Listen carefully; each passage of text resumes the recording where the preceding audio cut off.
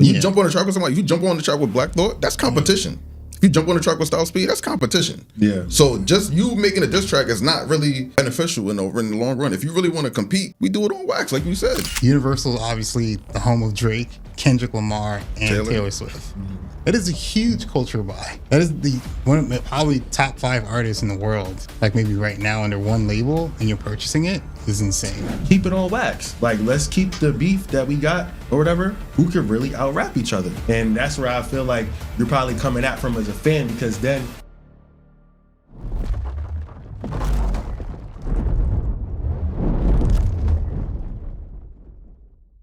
Welcome to the Social Currency Series, your show for tech, venture, and entertainment. Yo, we back with another one. Let's go. I'm liking that. And I hype.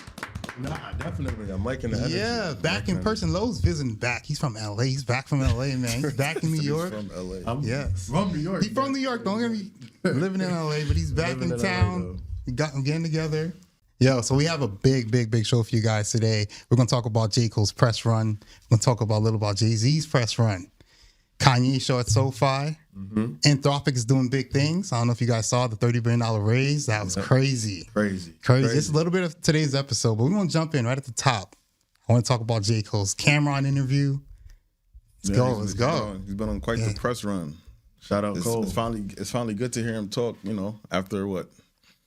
Almost a decade, no interviews, no nothing. So shout out to Nadeska for handling that first Cole interview back. She's a big fan, and she's one of the goats one of the young goats in the profession. So shout out to her for getting the interview and for handling it pretty well. Apple Music too for curating the whole experience for Nadeska and J. Cole to come through.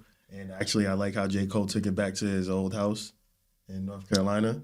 That was I don't know if you guys noticed that, but yeah, he took it back to his old house. Yeah, the very room where he started making beats. Exactly. So he took it back. I think that's the very sentimental. Exactly. I think that's the whole nostalgic feeling that he wanted to just come with the album, and just signifying, kind of closing that chapter of his life. And you got to take it back to where you started. And he's from North Carolina. Shout out to Ville. He put the Ville on the map, but he had to come up to New York. Get it popping in New York first, and had to take it back to the Ville. So yeah, he got an interesting story because I always viewed him as, I know where he's from, but I always view him as a New York artist. Mm-hmm. Yeah, East Coast artist. Yeah, I think he has that sound. I think because he kind of has the way he rap. His influence is definitely, you can see the influence of New York in his music. Is New York not his hometown too? True. Part of his story. Was there anything you learned from his recent press run? Anything that you didn't know before? I learned a couple of things. That's a good. So tell us, if you don't mind. Yeah, kind of kick it off telling us what you kind of learned about him and that you didn't know before. I forgot what interview it was, but he said he didn't feel like he was the best rapper. Okay. I never, I'm sure Jay-Z feels like when he says that he's the best rapper, he's the best rapper. I'm sure when Kendrick says that, he feels that. But he said when he does it, it's kind of a persona. And I really didn't see that from Cole, and I was surprised by that response. This might have been the Mello interview. I could be wrong. Could have been the Cameron interview too. But he said a few things, and I could be lumping in different interviews. But he also compared it to like if you're playing 2K, like NBA 2K, and you're basically maxing out all your different skill sets, right?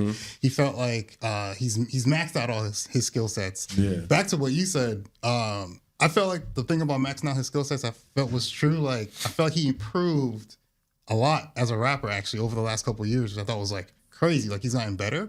So when I heard him say like, "Oh, I don't actually think I'm the best rapper," I was really confused about that. I don't think I like that statement as a fan. Yeah. What do you mean you think you're not the best rapper? That's like, I don't know. I'm trying to think of a player in the league right now who doesn't think they're the best. Right. Like it's like Dame Lillard. I want to use him example because he's not your typical like, maybe not, you don't have him in the GOAT conversation, but Dame is. But he's cold. Dame is like that. He's cold. Dame but if like Dame went on an interview and be like, "Yeah, I don't actually think I'm one of the best ballers," like what? Yeah. Dame. I think, like, but I think that's just the humility. Just going back to the humility and Cole. Just that's just who he is to the core, and that's probably why he's stepped away from the beef because the industry or the pressures, the outside pressures, was forcing him to be something he's not. Which I actually kind of respect because you didn't fall for the temptation of trying to be something that you're not because people are saying that you should be this. And maybe that type of authenticity is what we need more of, maybe like within artists in the music industry. I don't want to focus on that, but yeah, you know what I'm saying? I'm gonna cut you off. One thing that struck me about what you just said about not being the best too, it's like J. Cole always makes a lot of basketball references, right? Mm-hmm. Everybody knows when you play ball, yes, you know you're probably not the best on the court, but you can't play if you don't have that even if you're playing rec basketball, like you have to think like you're good or you shouldn't be on the court. So when you're going in the booth with these dudes, you really like, you know, you turning it on like, yeah, I'm the best, or like you actually don't think that? Because I actually think that when I'm playing ball, you know, like you have to think it a little bit. Now that you're saying it like this, like you got to think it just a little bit. Like, no, I get what like Cam Thomas, right? Like I know he got cut, but homie really think I am the best out here. You know? Like, no, now that I ever even think that you're even saying it like that, he has to be kind of capping that.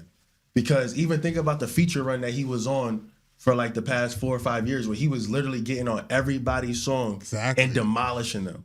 And I think the biggest one was like, you know, shout out to Benny the Butcher too, that song with John P's Caddy, where he literally kind of let J. Cole Benny the Butcher was spitting, but then J. Cole left Earth on that song. So I think, you could be right on that. Like maybe he's kind of just like capping a little bit about not thinking, or he's capping a little bit about not being the best because that's not in the way that you rap it, even on first person shooter. No. He said it's sometimes where he feels like he might drop 80 or something like that, but sometimes he might give 20. You know, in reference to he was giving 80 on that feature run that he was on. He was going crazy. Like he was on everybody's song that he was getting on. He even helped 21 Savage get a Grammy for a lot. Facts. So come on. But he explained why he did that in that feature run and why he does go hard like that. He said, I think he's more of a craftsman. Craftsman. You know what I mean? He's a very, and we all knew this. He has very high reverence for the craft. He's doing the 7-minute drill. And I remember that's the first time I heard it. He talked about Jit doing it before. Everybody in Dreamville talks about J. Cole tells us to do 7-minute drill to work on your pen religiously, constantly. Yeah, so he's more of a craftsman. More, but he also like strikes you at different moments with different bars, right? One that comes to mind from Mike the Elite Later is like, I'm not a rapper, but that bar he goes A B C D E F G. That's little me in the craftsman accent. What's L? Like this little dingers like. Bro, I never took an L. Like it's just, I don't know. I can't. Yeah, but you can't rap like that and be like, I don't think I'm the best. It's needed in hip hop. Like, that's part of the you know, like competitive nature, part of the not facade, but part of the character that you play in this hip hop space. He referenced people like Black Thought and Lupe Fiasco, so he knows like there's people who really do that at a high level, and he's also just a fan and somebody who's aspiring to be great too. But I think he sees himself more as a craftsman than just a lot of ego, which I respect more than just ego. People just the motivating factor of being a rapper and like motivating people, like bro, you're motivating like people's lives, and you just said you was making it up. That's crazy.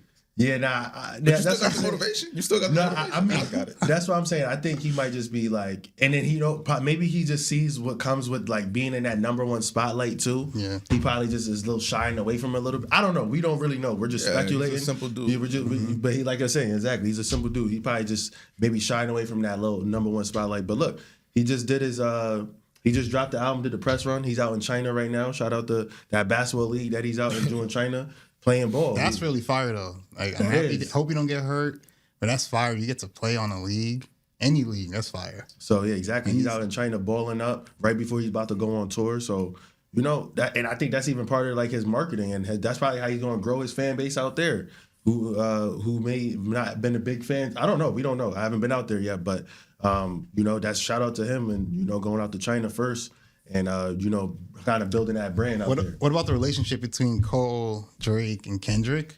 Because even hearing him talk through that, I also had some like, what were your reservations? Like I get the being friends with both, right? And almost being like in the middle. Because even as a fan, we talked about this several times where I didn't enjoy the beef at all. Because I felt like my older brothers were like arguing with each other, right? Yeah. Like it's just like, I'm not going to really like this song too much because I like Drake. And I'm going to skip that one too because I like Kendrick. And I've been at all their concerts. And these are the people I grew up listening to. So it's like weird listening to them beef, right? As a fan, I would prefer them to get on songs together. Like, that's my perspective as a fan. Like, I would prefer him to be on first-person shooter. I'm talking about Kendrick. Yeah. Like, I'm actually kind of looking at him a little sideways like, damn, bro, like, what about the fans? Yeah. Too, right? Like, your ego's that crazy?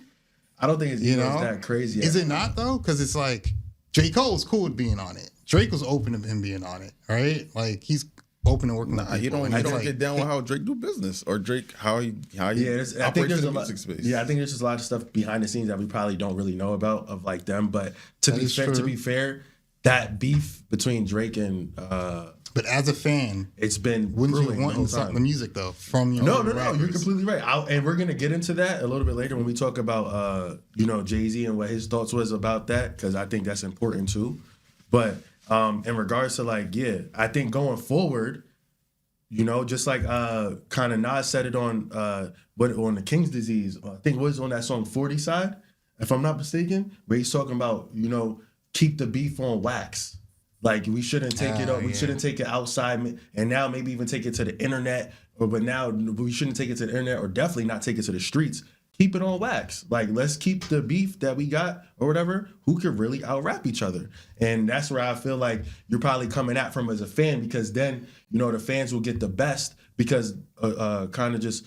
What we allude to is during that time, a short period of time, we got a lot of good music from Kendrick, Drake, and then even J. Cole got overshadowed. You talked about Might Delete Later. I thought Might Delete Later was fire, but it kind of got overshadowed because he dropped out of the beef. People forgot about it, but that album was actually fire if you go back and listen to it. Okay, that's the point that I wanted to definitely emphasize with people.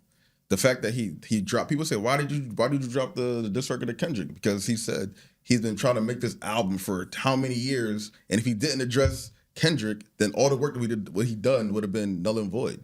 I disagree with what he said. Why? There's even certain tracks on, he could have just dropped it. There are certain tracks on it that just speak for themselves. Like, and you could interpret it as being tracks a response. A response. No, drop it in terms of like, put the music out. Like, don't even respond to the beef.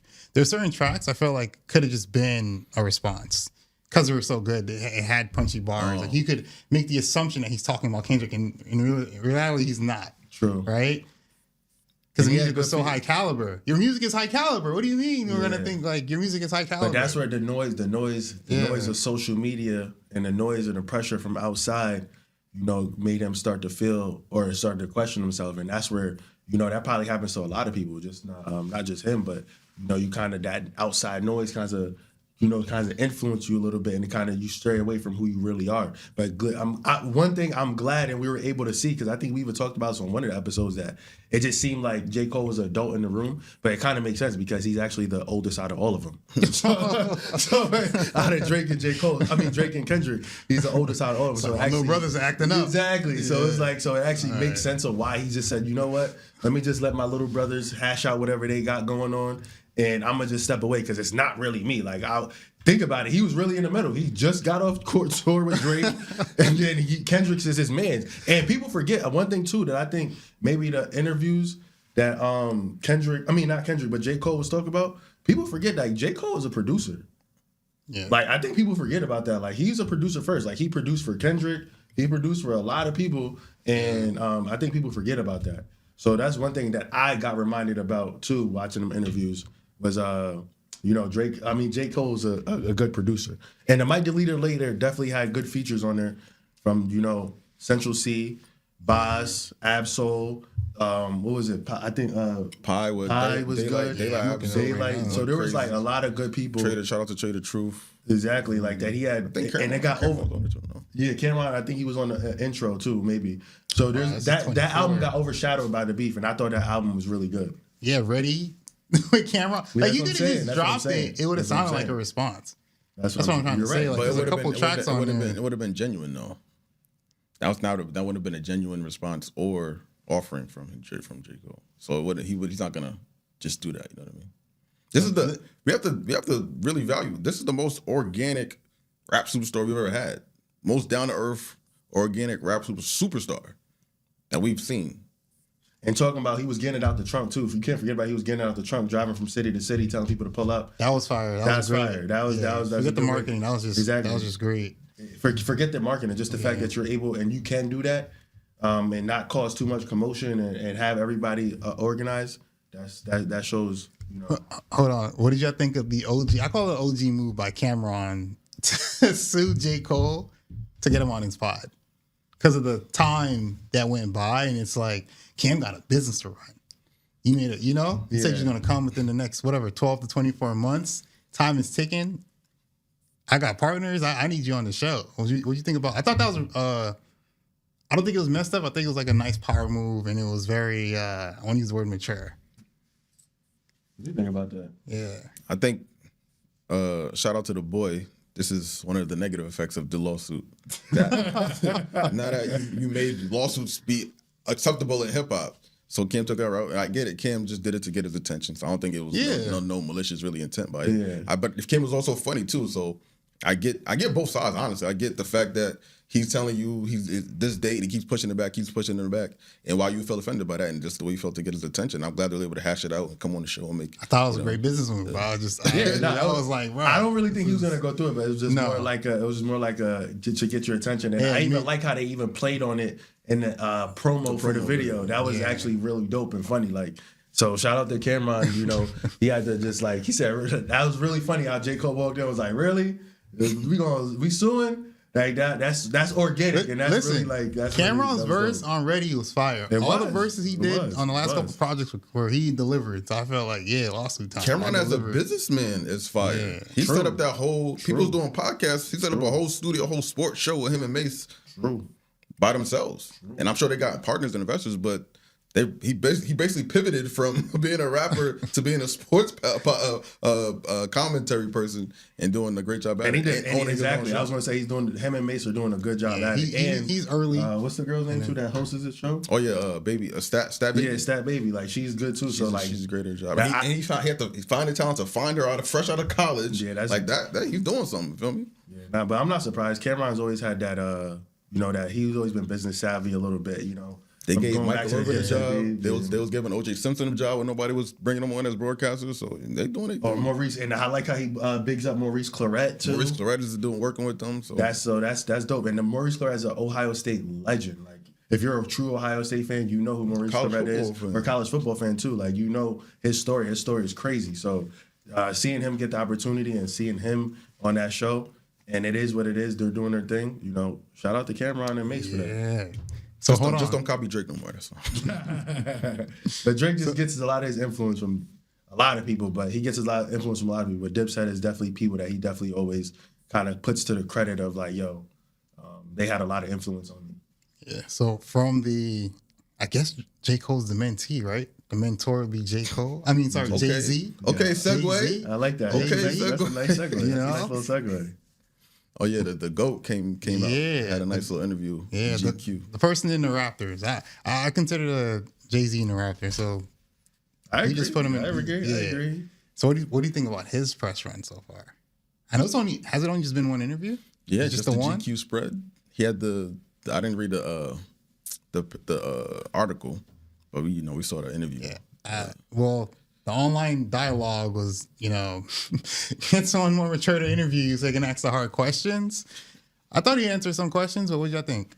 To combat your point, I'm glad he didn't, because Jay-Z's older, so I think he got a younger person on purpose so he could cater to the younger people or the younger demographic that may not be familiar with his music or familiar That's a good point. with who he is. But a lot of people disrespect his son. I'm sorry, I forget his name, but he's put a lot of work in the journalism business, in the journalism field. So he looks young, but he's very experienced in that regard. So I think he did good.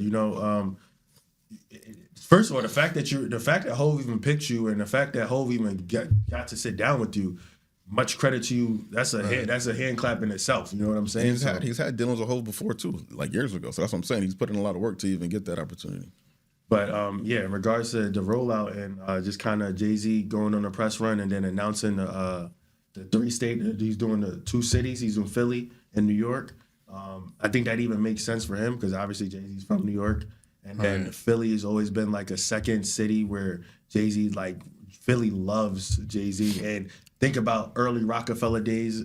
He put on a lot of people from Philly. Go to Beans, the whole state property. State prop. He put on a lot of people from Philly. Crack. So exactly, Beanie, everybody. So it makes sense that he chose those 2 locations to kind of come do his little comeback. And then at Yankee Stadium, that's historic. To be fair, I'll be fair. Like you guys, I seen Jay-Z at Yankee Stadium before. I seen him when he was on tour with Justin Timberlake. That was Magna Carta time. I was there in Magna Carta time, and that joint was spectacle. That joint was crazy. So it's going to be interesting to see who he brings out and interesting to see how he tops that. But once that did, one tour that showed me was, Justin Timberlake got hits, man. And I think we forget how like Justin Timberlake really, like he's really been doing this for a long time. So he's going viral for some other stuff. I know, yeah. There's too much going on the internet. Exactly, I don't know who's going viral for what. Mention the wrong person. But as far as it comes to the music, no, he's cold. JT has a catalog. Similar to probably kind of going down the same route as Justin Bieber too. Justin Bieber has a catalog too that I think doesn't get a lot of notoriety. But you know what? Now that you mention that, Jay-Z might have something to do with that, because how JT got hot was going and working with Timberland. And how Timberland got hot was really working with Jay-Z and Missy Elliott, of course, and the whole regime. But he really brought Timberland to the forefront, and that's how Timberland, you worked with JT and became a mega star after leaving NSYNC and all that. That's true. So that's probably the connection between them two.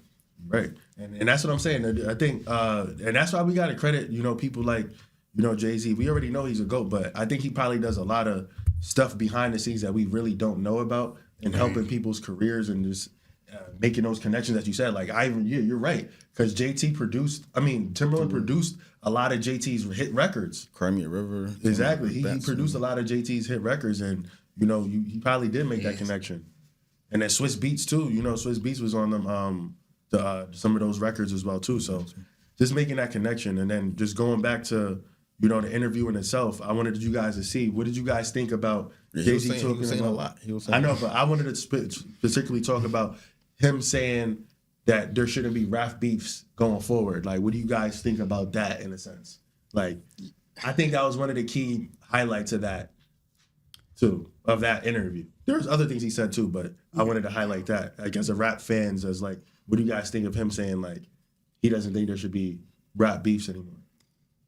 I don't necessarily disagree with what he said. I get it, too, with the Biggie and Tupac situation. Yeah. Right? That it wasn't a great outcome. And you think about current day, thank God nothing bad happened to any of them, right? Yeah. But it's like, it could lead to that. Even like on a smaller scale, I won't name their names, but like even the rappers that are in the news like this week. Yeah, like talking about Little TJ. Yeah. So it's like, and that could happen. And it's had happened, right? Someone from their crew did pass away. So it's like, I understand what he's saying. And then I do like, well, the other side of it is I do like the art of it and really seeing who's a better rapper and like the craft. I feel like that's what he was really alluding to. I feel like, and I've always thought this, but I think people, I guess people can't wrap their minds around it. People are competing when you get on a track with somebody. When you jump on a track with somebody, if you jump on the track with Black Thought, that's competition. If you jump on the track with Style Speed, that's competition. Yeah. So just you making a diss track is not really beneficial in the long run. If you really want to compete, we do it on wax, like you said. Yeah. On the same song. That was really true for the Good Music days with Big Sean and Saha the Prince and Kid Cudi was on there. A perfect song for that is So Appalled. That's like the perfect song of how you keep everything on wax and let's see who's really the best. Like, I think they said Saha wasn't even supposed to be on the song. Yeah, that verse was crazy. And his verse was crazy. They said he snuck his verse in there. He had to sneak his verse in there. So that's what we talk about, kind of, keeping things on wax and let's keep it. And that's how you get better and sharper with your pen. How many seconds can I play the song before it's copyright? What song you trying to play? So Paul. That song was crazy. He said if God had an iPod, I'll be on this playlist. Yeah. Yeah, this one. Yeah, that song was crazy. That's it. That's 2 seconds on copyright. So just keeping it the competition on wax like that, I think we need to do that more as artists. So like, people should do that more as artists. Yeah, like, I agree 100%. There's no need for, and that's why I didn't want there was a lot of podcasts, a lot of people beckoning for the beef back. Like, first of all, we already know who the better rapper is. That's one. Secondly, it's gonna go into something that we don't want, especially with this current iteration of social media and the young people that's involved. Now, it was dope to see people be involved with the bars and stuff like that. That was dope. I didn't know people would take to the bars like that. And they were really, decoding it. That's fire. But the fact that we could do that every time we jump on the track. Yeah. When J. Cole jumps on the track with Kendrick or vice versa, Big Sean, we know what time it is. They're trying to push each other. That's the competition we want to see. Yeah, that's fun, at least for me, from a fan perspective.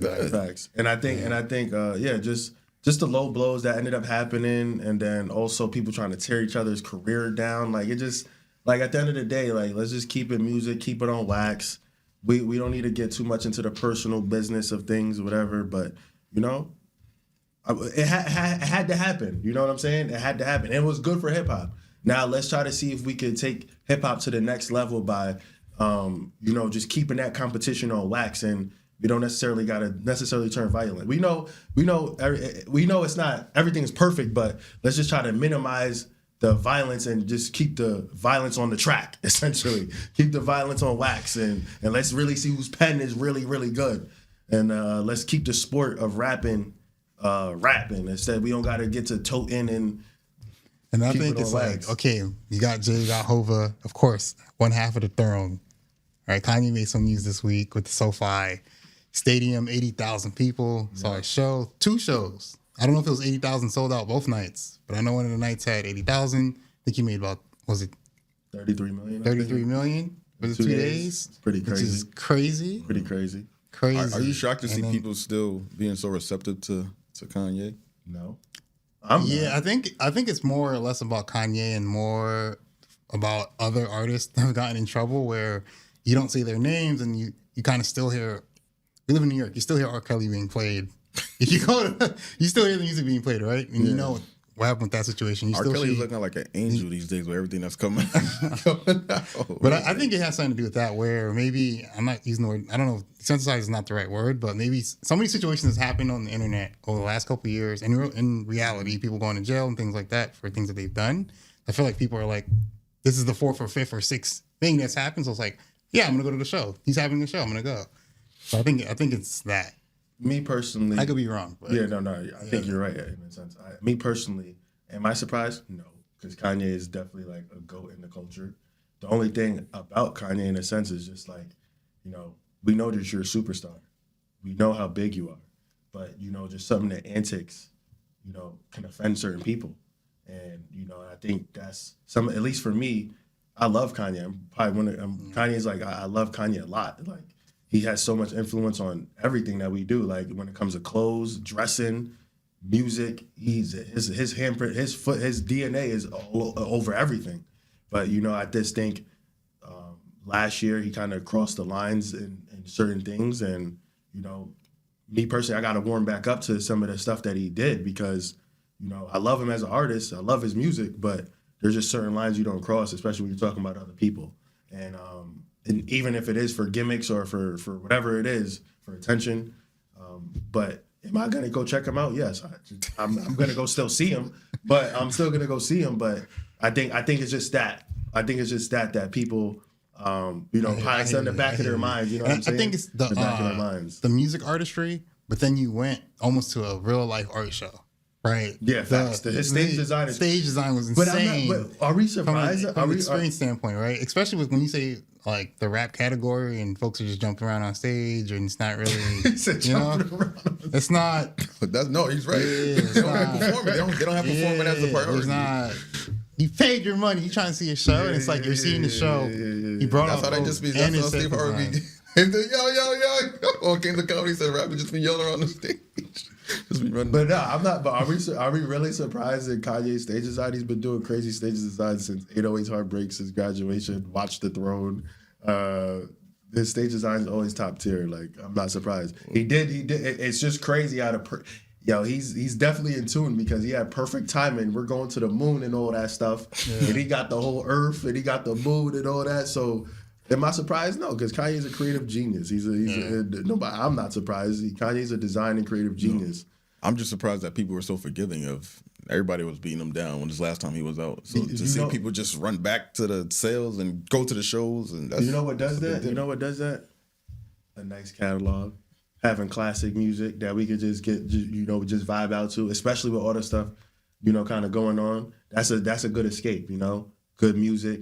No pun intended. Intend that pun. You have to intend pun sometimes. So good music, and then Kanye's gonna put on the show. He brought out Travis Scott. He brought out North West. He brought out Lauryn Hill, the legendary Lauryn Hill. Yeah. He brought out a lot of good people, and I guess that even just goes to show you that he still has pull within the culture too. Like people will still come out and show out for him. which I think people still will. But in regards to the news that he can't do the wireless fest, I think he'll still be able to do it. But I think they're just maybe reminding him like, hey man, like you just gotta calm down in certain senses when it comes to like talking about certain stuff. Like you gotta calm down a little bit. But we still love you as an artist. What I will say about Kanye is that I feel like he's growing a little bit. Like he's actually maturing and realizing the stuff that he does is going to have consequences. True. I give him a lot of leeway because I understand he's trying to make bigger points and he does a poor job of expressing that. But I understand he's trying to make points. He do be right though. He do be right. In time. But still, like you can't be right. say certain things because words have power.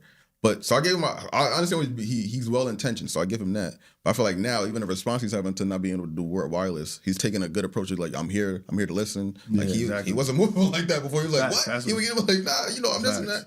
So I think he's growing a little bit. And even the fact he came out to I think end of last year, it was a comedy show and somebody wrote him on stage. He didn't say anything. He just said, And then also too, taking a chill. No, you're right. And then also too, we just gotta have a little bit more grace for Kanye in a sense too, because he's been through a lot, like in his whole life. Like he's experienced a lot, like, and it's not easy what the shit that he's gone through and shit that he's dealt with. So who knows how they would have reacted to being in his situations? Granted, he put himself in certain situations, but you don't know how some people can react and being put in those type of situations. So I guess you can have a little bit more grace for him in that sense.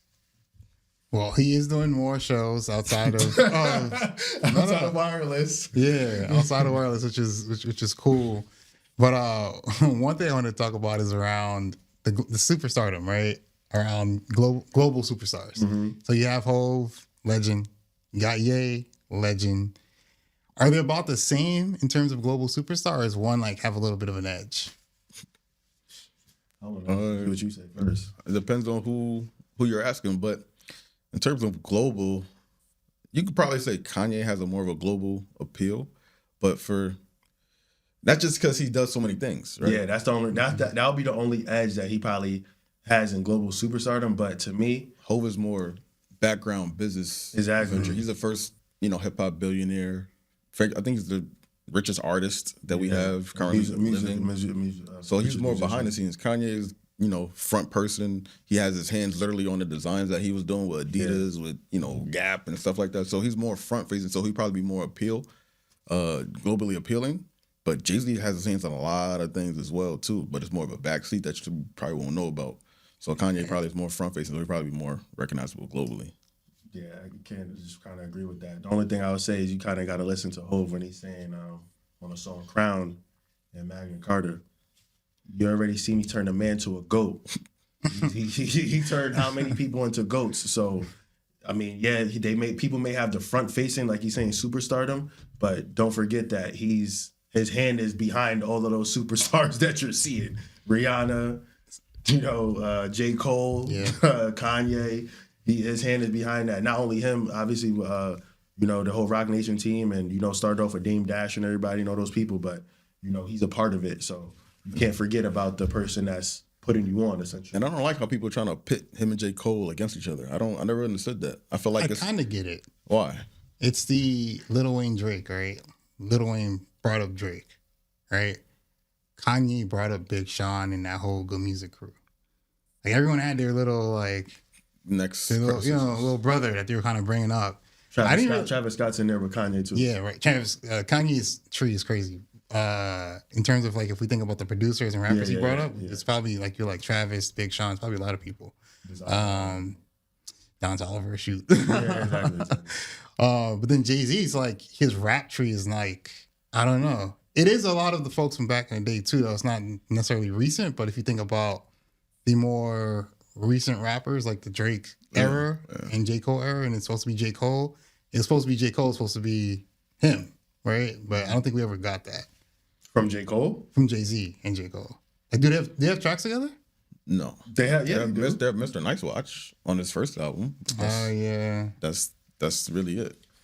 I think we talked about this though. But that's a good point. If they only have really one or two songs together, there's a bunch of Lil Wayne Drake songs. There's a bunch of Big Sean and Kanye tracks. But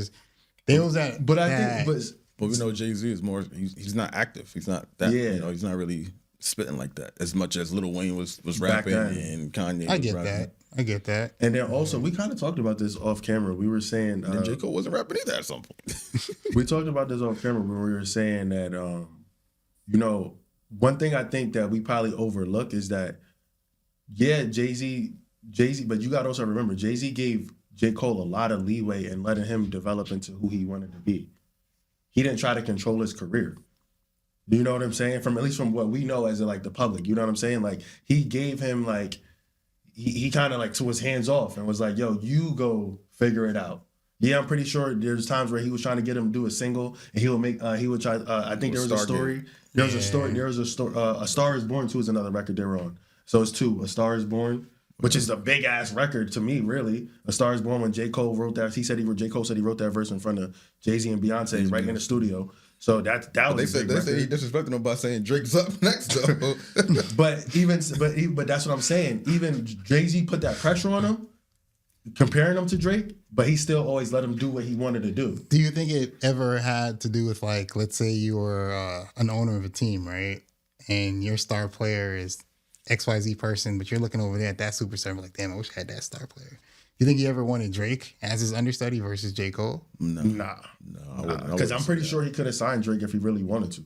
I'm pretty sure he could have signed Drake if he really wanted to. I'm pretty sure he could sign Drake. I want to hear Birdman's response to that.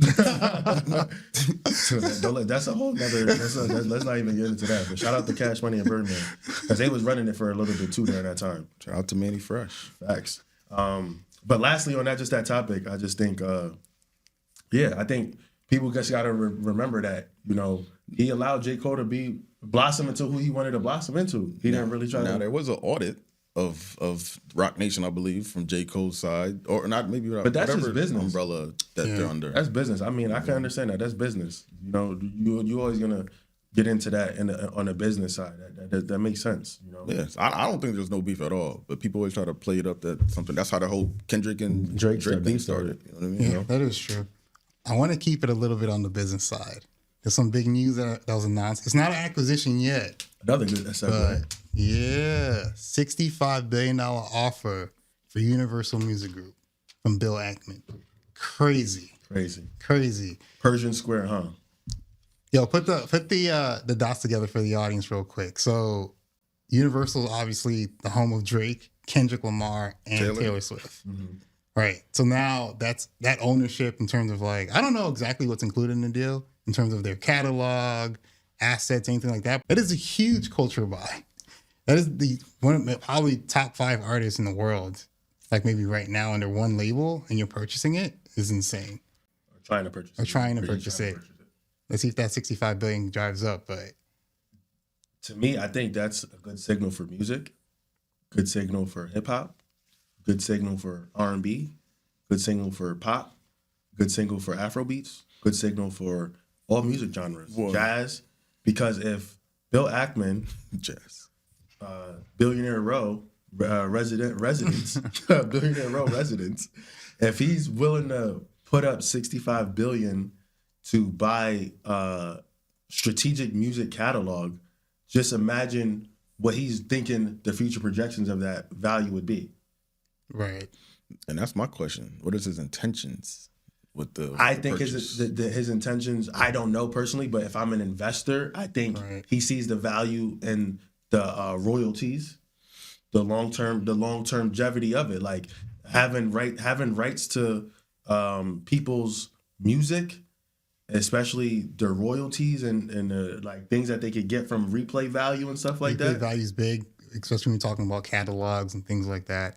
That's why Drake is so revered in Universal Music Group, is because his replay value and his catalog is so valuable. So I think that, to me personally, do I think Universal Music Group should sell? No, but I think that's a good signal. That's a good signal for where you see people are willing to invest in music, and music is not going anywhere anytime soon. So when people talk about, hip hop is dying, and or they've crafted a crazy roster.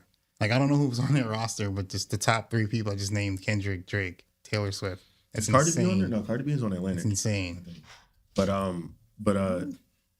yeah, no, just artists, music in general. Just like I don't think it's not going anywhere. And that, to me, if I'm an artist, that actually makes me want to make more music and make more of a catalog, because that's a good signal that people like Bill Ackman, Persian Square, are looking to purchase people's music like that, or labels, I should say, buy out labels. Yeah, I'm curious what his plans are, because I know when people make those type of purchases, they have like a play in mind that they.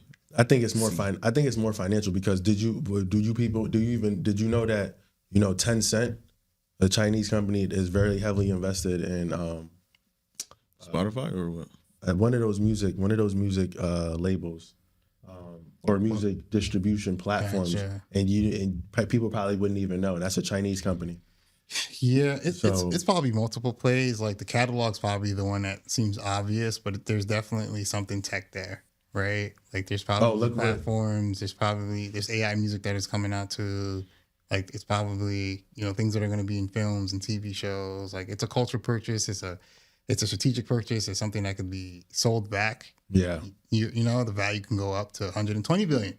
But would you kind of coincide that? I know it's a little bit different, but would you coincide that to Jack Dorsey purchasing Tidal, and why he did that? Because, definitely, this is, I think, bigger.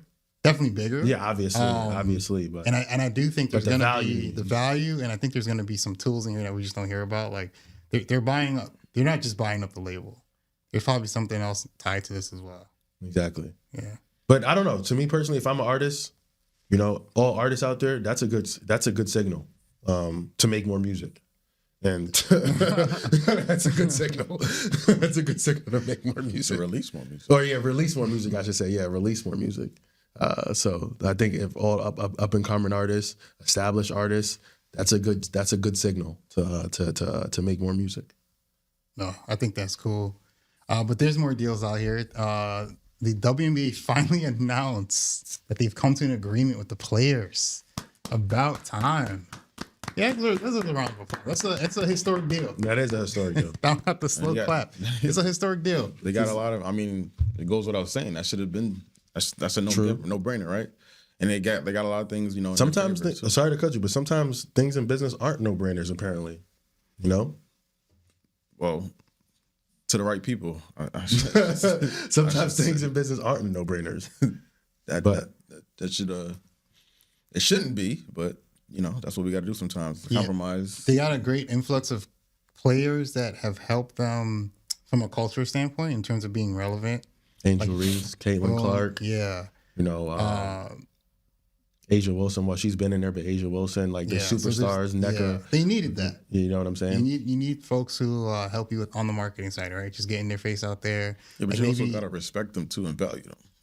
But yeah, they weren't doing it. But they showed their value. They proved it, and it shows in the new CBA.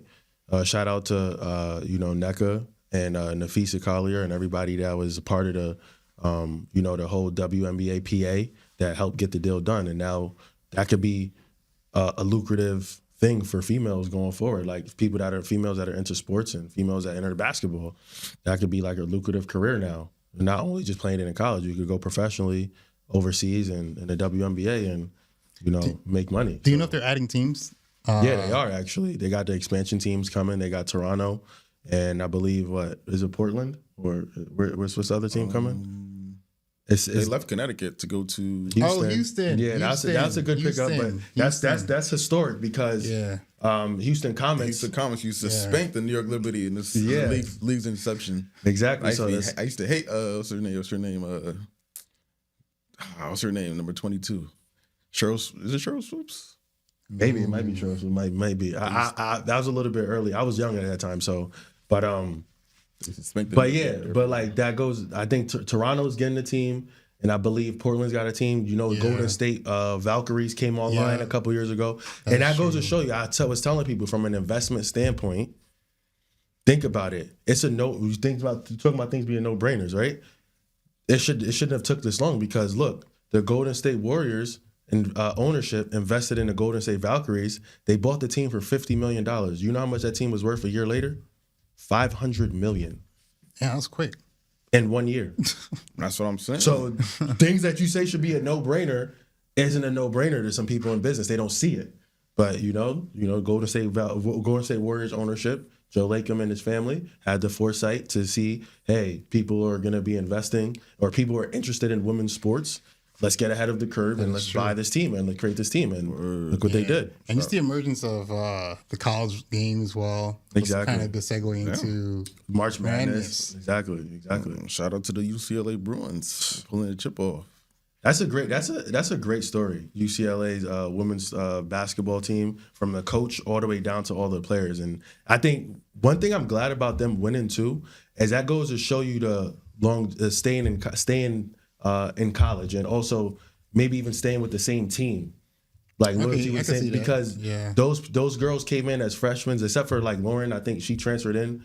But everybody, some of the core group like Kiki and Jaquez, or I forgot her last name. I forgot her last name on the top of my head, but number 11. Jaquez. Yeah, off the 11. Her. Like those are like core players that was there from like freshman to senior. No, that's fire. Coming in, play all 4 years, and then I hope they get rewarded by getting drafted. I think so. I think they were talking about how they may be like the first team to have like 6 players drafted in the stories WNBA. Where you stay in school, did the right moves, and then you don't even make the second round of a draft, which is insane. Yeah, I like the coach too. Corey Close. Yeah, her story is great too. And like, I didn't even know she was mentored by John Wooden. So like, oh wow. So just learning things like that and seeing the success that she's having now, like, it's well deserved. She's put in a lot of work. She's been at UCLA for more than 10 years, and just to see that all come to fruition and come the right way, I think it was like an organic situation. And then, shout out to all the other teams that made, the Final Four in the championship. Dawn Staley, she's a recurring person, coach in the Final Four. Again, some more help next year. Exactly. You got a top freshman jersey coming in. You got as far as Gino Auriemma, he's the godfather of basketball, and you just got a lot of good schools coming in. You got Texas was in there. Vic Schaefer, he's a real good coach.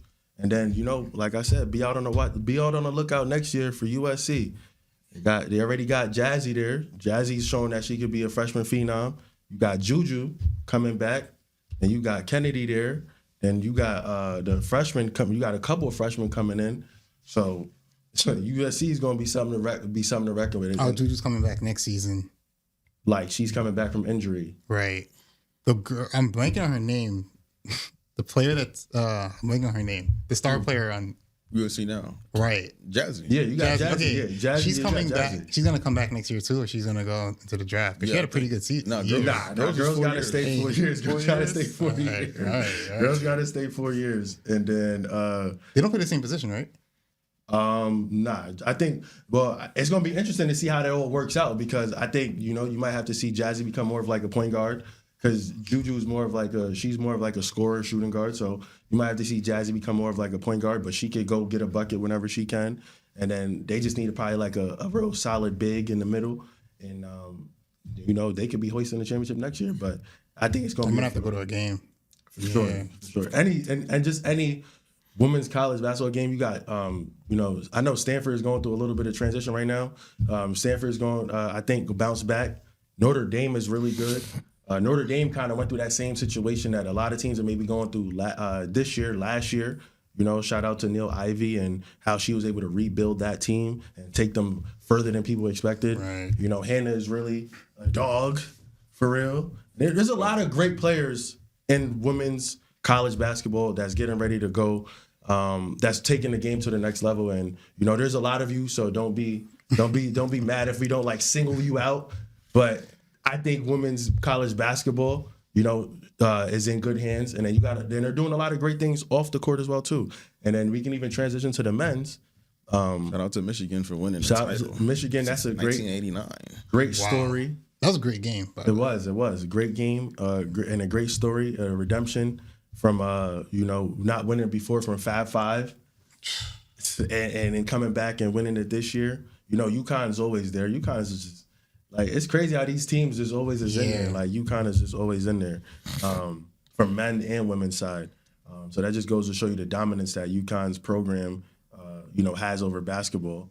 And shout out to a lot of all the men's basketball players as well too. They're They were carrying seniors as well. Some exactly in there. And I think that's just going to show you the value of maybe just staying that one extra year, developing your game. Like we was talking about Elijah Arenas, maybe he should stay another year, develop your game more. Like, come on, play. Y'all making money in college now, so there's no rush to go to the WNBA. There's no rush to go to the NBA.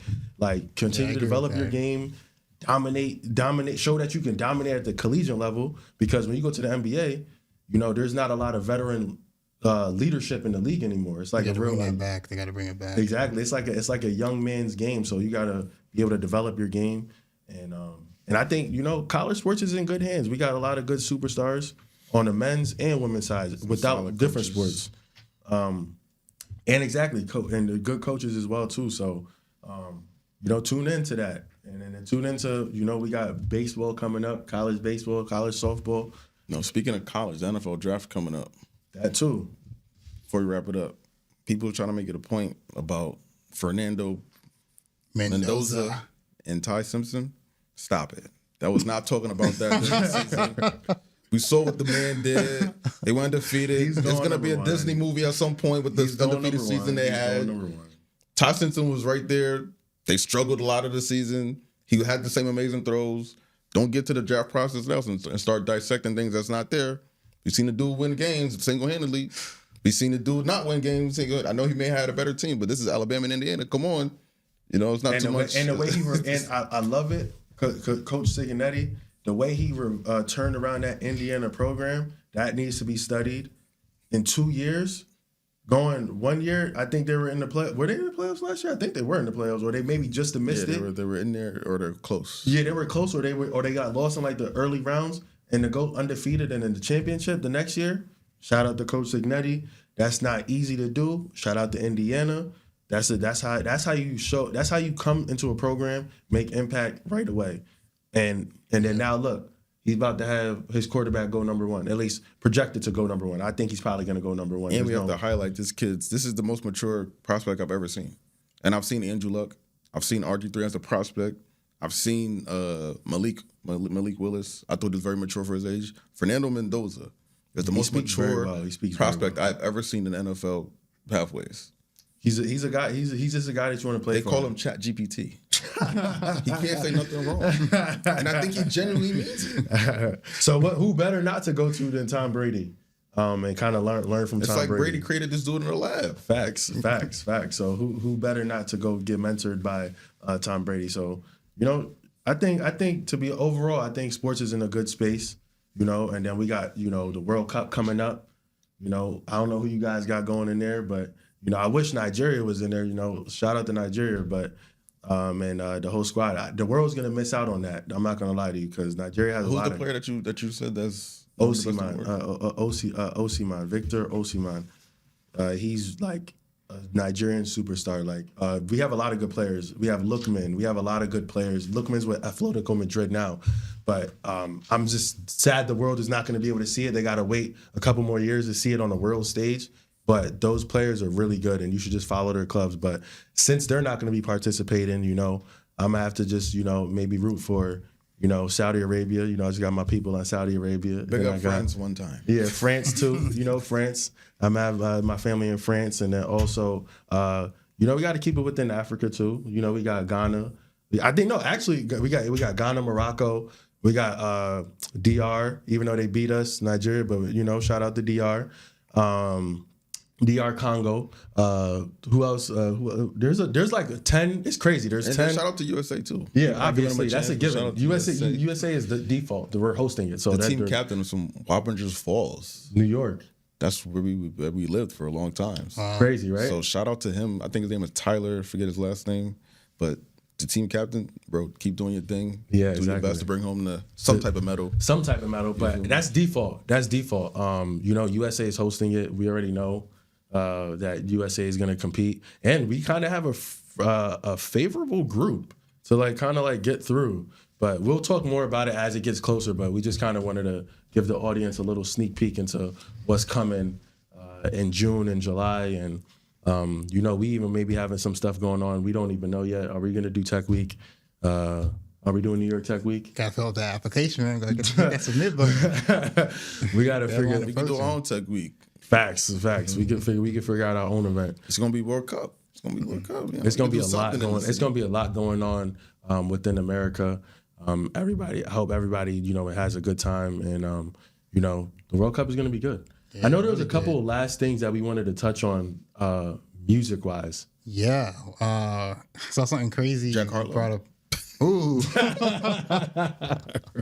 no, I was actually referencing DJ Tunes. Oh yeah. We seen the DJ Tunes and Burna Boy situation. There was a little bit of situation happening at Obi's house. Tell the audience who DJ Tunes is. If you don't know, DJ Tunes is definitely a poppin' DJ. Is WizKid's personal DJ. But shout out to WizKid and shout out to DJ Tunes and shout out to Burna Boy. We don't know if that scuffle was real. I don't think it was like real beef. I'm asking, is it real beef or is it just are they preparing for music? Is music about to come out? You never know nowadays, but I'm pretty sure they got albums on the way. Yeah, I'm thinking it's more of that. I think they got music on the way. They scuffle because they was in the studio. Yeah, exactly. I think they got music on the way. Yeah. And then you got Davido about to go on his European tour. If you're not tapped into that, so tap into that. And then you got Tyler coming out with the A-pop. We gonna see what she does. It's been a minute since she's put out an album, so let's see what how she switches it up with A-pop. And your boy Jack Harlow did drop. Oh, you know who we didn't give love to, and he dropped the album, and it's your boy too. You like him, Dave. What? Yeah, he put out an album. That's your man. That's your man. Dave put out an album. You didn't even give him no love. Dave put out an album. Central C put out an album. Central C's last album was really good, actually. If you give it a listen, Central C's album was really good. What, the boy who played the harp? Yes. Wait, this came out last year. But October 23rd, Wow. Yeah. I don't know how I missed this. You missed that. You missed that. He said you missed it. You missed that He's one. added it, so. He did good. Rain Dance is like the hit record off there with Tim's. With Tim's? Yeah, that's the hit record. So you got to check that out. Are they really together? Nah, Don't break my so. heart, Tim's. I don't think so. And then Shout out to David there. Yeah, Dave. I was looking at one of the clips from his concert in L.A. Crazy. It was the fans was going crazy. So, and then like I said, Central C's last album he just put out, All Roads Lead to Home. That joint's actually good, real good from top to bottom, like real good. I don't know. Are we missing any artists that came out with music that you're remembering about? Nah, I think that was it. Of course, J. Cole dropped, but we spoke about that on the virtual one. Yeah, the virtual one. Any other? Oh, Kanye. He dropped Bully. Oh yeah, Kanye did drop Bully. Yeah, the Bully's good too. Bully's good too. I listened to it like 1 or 2 times, but like I'm saying, just keep coming with the music. And then shout out to all the new up and coming artists like Tony E from Beacon, New York. He's getting a lot of shine right now, and I respect that because I grew up with him, and he's been rapping since he was 15, 14. So for him to be getting the shine that he's getting right now. Before that, y'all was rapping in Rombo. Yeah, we was rapping and I was rapping with him. but one thing I respect is he kept going, and he didn't stop, and he's getting the credit that he deserves right now. And Cardi B is on tour. Shout out to her tour. Wasn't able to make it, but I see that you was shutting shit down. Not surprised at all. And shout out to all the artists out there that's making music. Yeah, because Tony is part of a collective that's really trying to push waves right now. The Fergie. Yeah, Fergie baby. That's like ASAP Ferg's little mentee.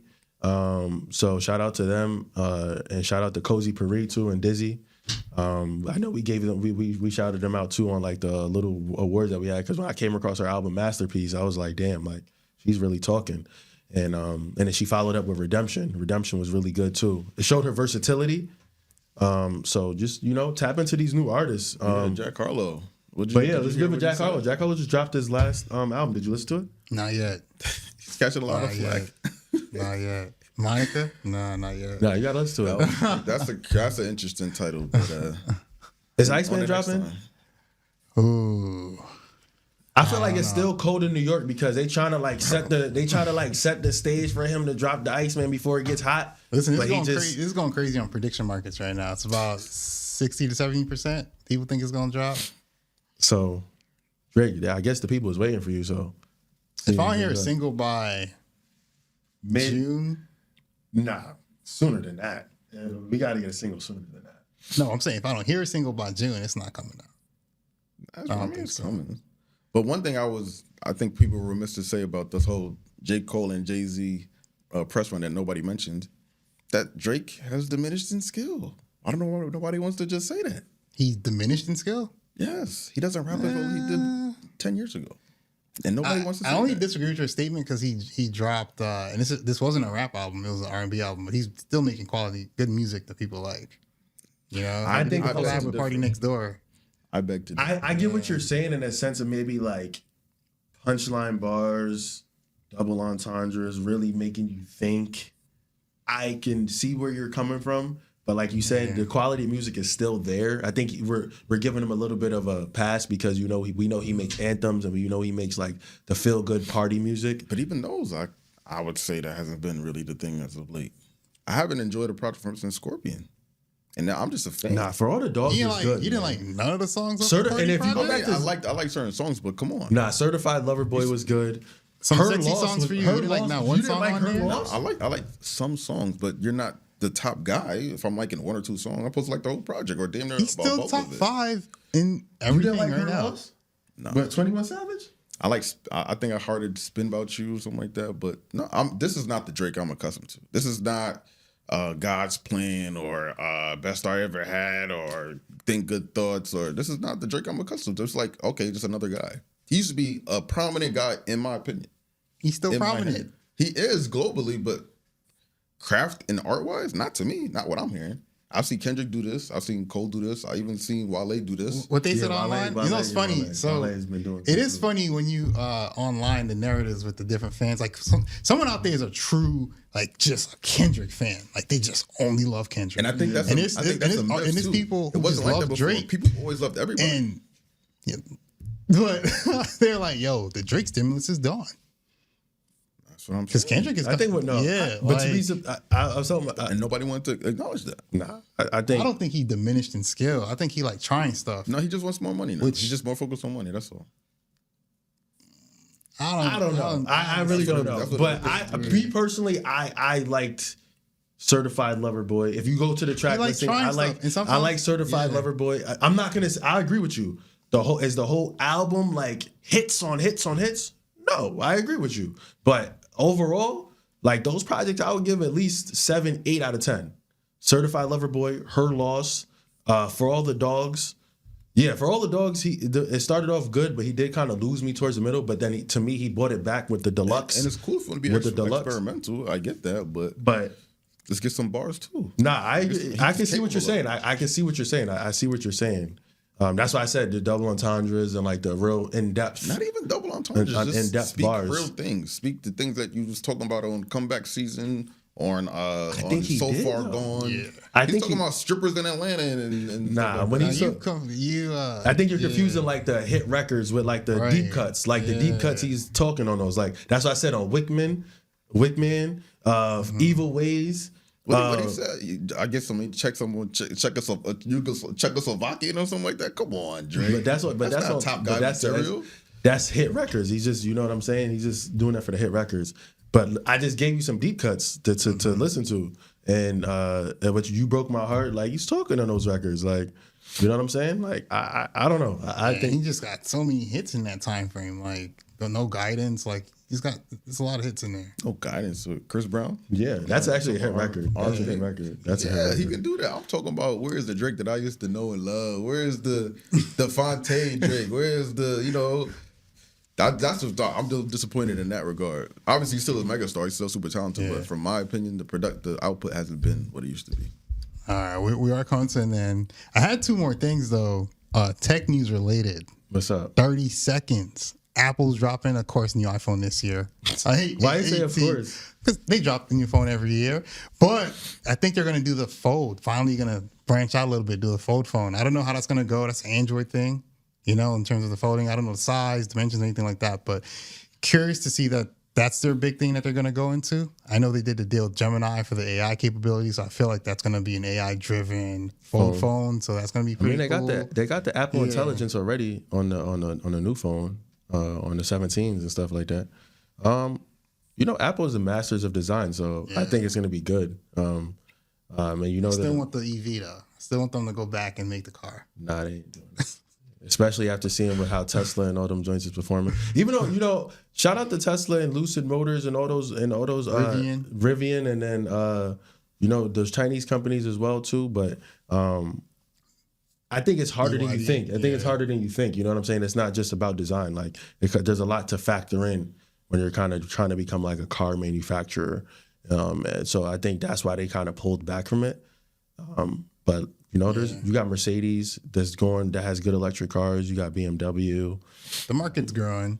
And then last thing before we drop out of here, Anthropic's raised $30 billion, which is insane.